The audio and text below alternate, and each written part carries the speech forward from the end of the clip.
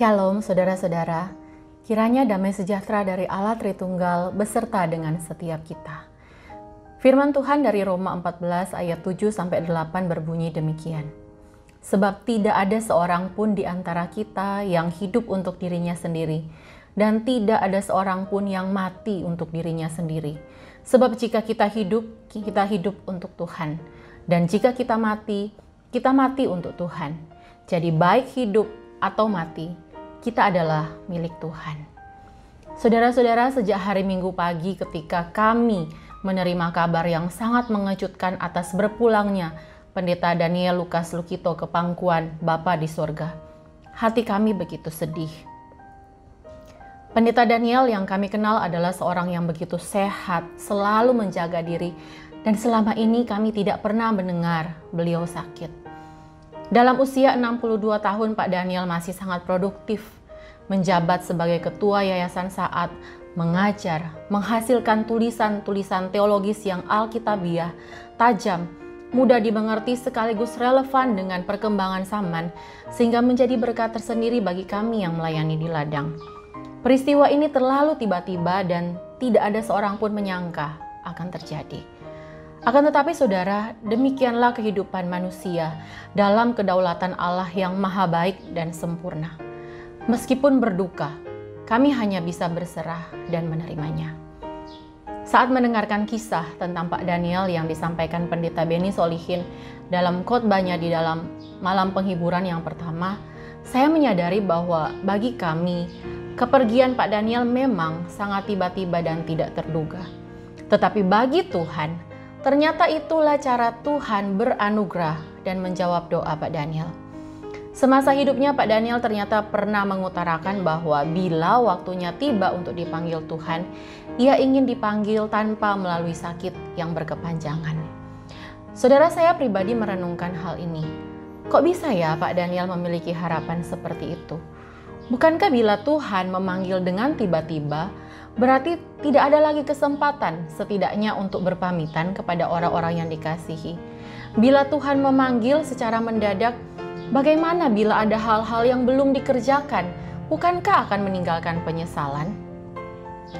Namun saudara, selama beberapa hari mengikuti secara online ibadah penghiburan yang dilangsungkan hingga ibadah pemakaman pada hari Kamis kemarin di Malang, semua kisah yang dibagikan oleh keluarga dan orang-orang yang mengenal Pak Daniel mengenai kehidupan beliau, saya menyadari bahwa Pak Daniel memang tidak perlu lagi mendapat kesempatan khusus seperti itu. Karena selama hidupnya, semenjak ia percaya dan menjadikan Kristus sebagai juru selamat dan Tuhannya, Pak Daniel telah mengisi, mengusahakan, dan menjalaninya dengan maksimal. Hidup bagi Tuhan yang ia kasihi sungguh-sungguh dinyatakan dalam relasi dengan keluarganya, relasi dengan rekan kerjanya, dengan rekan pelayanannya, dengan siapa saja yang berkesempatan bertemu dan mengenalnya, termasuk dengan kami, para mahasiswanya. Dibandingkan dengan orang lain, kesempatan saya berinteraksi langsung dengan Pak Daniel mungkin tergolong lebih singkat. Namun semasa kami menjadi mahasiswa di Saat dalam berbagai kesempatan, Pak Daniel mengajar dan memberikan nasihat bukan hanya berkenaan tentang teologi yang perlu kami pelajari sebagai calon hamba Tuhan, tetapi juga bagaimana kami harus menjalani hidup kami setiap hari. Kami sering dihimbau untuk menjaga kesehatan. Misalnya, beliau pernah berkata, sering-seringlah berkumur dengan air hangat dicampur garam supaya tidak gampang sakit tenggorokan. Coba untuk rutin minum 1 sendok makan minyak zaitun murni setiap hari. Itu baik buat tubuh. Bila beliau mendapati kami sering jajan makanan yang kurang sehat, beliau akan berbicara tentang hal itu dari mimbar.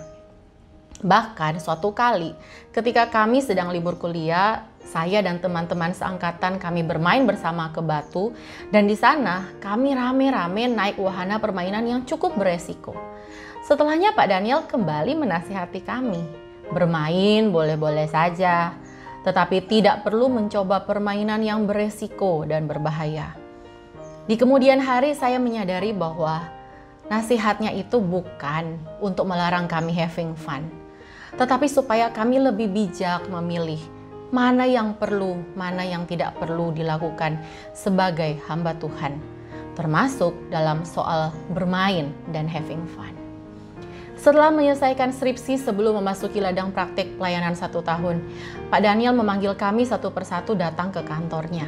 Ia akan menguatkan dan mendoakan kami secara pribadi. Dan satu nasihat yang sangat jelas saya ingat sampai sekarang. Nantinya, tugas pelayanan di ladang akan semakin banyak. Tetapi bagi seorang hamba Tuhan, jangan pernah melalaikan firman dan doa. Itulah fokus dan panggilan utama yang harus kami kerjakan. Saudara-saudara, sungguh saya memuji dan membesarkan Tuhan atas kasih karunia-Nya yang telah menyelamatkan, memanggil dan berkarya melalui pribadi Pendeta Daniel Lukas Lukito. Kehidupannya akan terus dirayakan sebagai suatu teladan yang indah tentang bagaimana seharusnya kita sebagai orang-orang yang telah ditebus menjalani hidup bagi Tuhan berdasarkan panggilan, rencana, dan bagian yang Tuhan tetapkan bagi kita masing-masing. Tidak perlu menjadi seperti orang lain, juga tidak perlu membanding-bandingkan diri kita dengan orang lain, melainkan dengan tekun dan setia, mengusahakan setiap tugas yang Tuhan percayakan, supaya dalam kasih karunia Tuhan, hidup kita menjadi alat yang mempermuliakan Dia. Suatu saat, bila waktu kita tiba, cara apapun yang akan Tuhan pakai untuk memanggil kita pulang, kita sudah siap. Karena selama kita hidup, kita telah berusaha sungguh-sungguh hidup bagi Tuhan. Kiranya Tuhan menolong setiap kita. Terpujilah Tuhan.